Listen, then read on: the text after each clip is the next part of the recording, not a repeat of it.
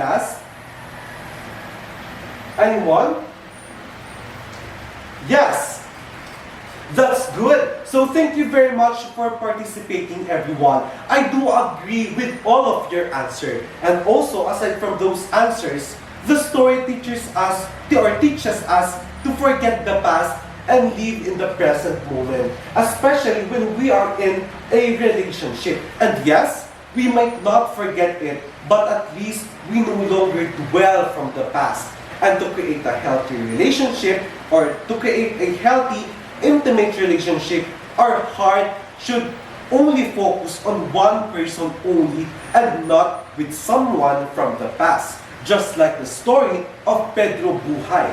Do you understand, or do you agree with that, class? Do you agree with that? That's good. Now, since you already have understood the story, you are now going to use what you have learned in a realistic, everyday situation. Now, we are going to have an activity which will be called Keys to Today. So this is the instructions. So imagine the story. The smoky happened in today's generation. So imagine daw natin na yung story na the smoky ay nangyari sa henerasyon natin ngayon. And with your partner, so ibig sabihin, mangunguha kayo ng partner ninyo, you are tasked to create a short, modern dialogue. It can be either text message dialogue, phone call, or video call between Soledad and her husband, Pedro Buhay, after she discovered the hidden secret behind the small key. So, ang gagawin natin ngayon ay pipili kayo ng partner ninyo at gagawa kayo ng short modern dialogue. It can be either text message, dialogue, bahala kayo kung ano yung prepared ninyong gawin sa ating klase ngayon. At ang gagawa ninyo ng scene ay noong nalaman o nakita ni Soledad na mayroong tinatagong sikreto ang kanyang asawang si Pedro Buhay.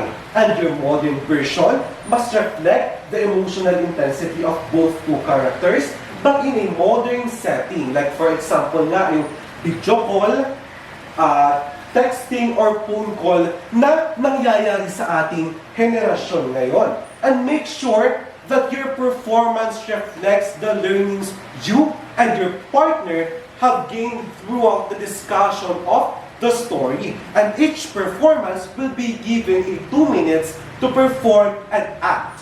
And this will be the rubric for this activity. So for excellence, 25%, it means that the short modern dialogue is very creative and powerful. It captures the emotional depth and tension of the original story in a modern way. And for good, 22% of performance show a clear understanding of the story. And the conversation are very updated for the day, and it somehow reflects the learning from the story. And the themes of the story are shown, although some parts do lack emotional depth. And for 20% satisfactory, the performance presents a basic grasp of the story and with lacks of emotional intensity. And with limited connection to the original. And for 50 needs improvement, the performance is confusing and unorganized. And the emotional intensity is not present with the little connection to the themes of the story. So,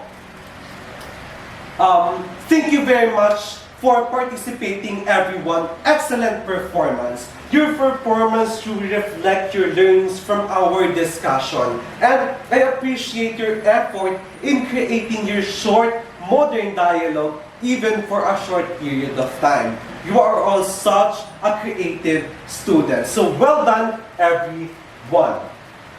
So, I have here a question.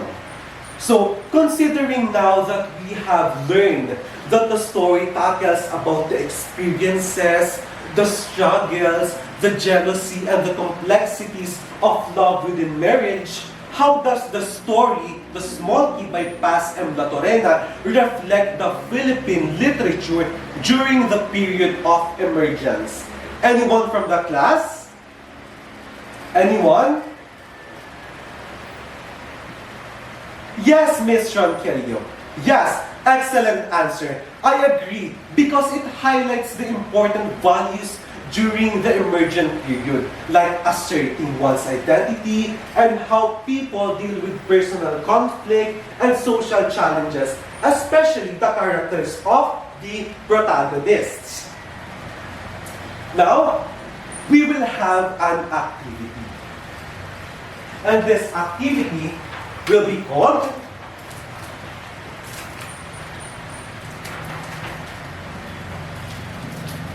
So this activity will be called Secrets in a Box. So for the instructions, filled with the symbolic items, you are going to create or design a memory box that reflects the feelings, the emotional states, and the personal story that could belong to either Soledad or Pedro Buhay. And your box must contain only 5 items. And it may be an original drawing, crafted items, or real objects along with the 3 to 4 sentences explaining its meaning and its relation to the story. And you may add a short title or quote from the story to capture the overall theme of your work. So for example, in this activity is a burned letter. So inside of this locked box, the example of this is a burned letter, which symbolizes a lost communication. So that is how you will create our activity for today. Only 5 items. And while you are doing that activity, you are going to follow the rubric that I will present for today. So, for the rubric, 25% excellence. So this memory box demonstrates an exceptional creativity and it effectively presents the themes, characters, and even the emotions of the story. For good, which is 22%, the memory box shows creativity and the presentation is clear and pleasing, although some parts of it may lack depth or the connection to the story. For the satisfactory, which is 20%, the memory box meets the basic requirements with limited symbolism and creativity. And for the 15, which is needs improvement, the memory box shows a little effort in creativity and presentation are not properly executed. So you are now you may now begin with doing the activity. So thank you very much everyone for participating with our activity for today. So since we are done discussing with our story for today, we will have an assignment.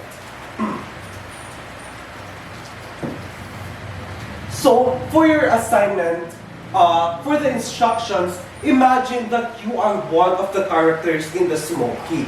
And with 6 to 8 sentences, you are going to write the thoughts and feelings about the events. And you are feel free to choose what characters you want to portray from your diary. And in line with that, use at least 3 sentence connectors. Like for example, therefore, however, and meanwhile. And for the rubrics, for the content, 20%, for organization and thoughts, 15%, for grammar, punctuation and spelling, 10%, and for creativity, which is 15%. So that's all for today.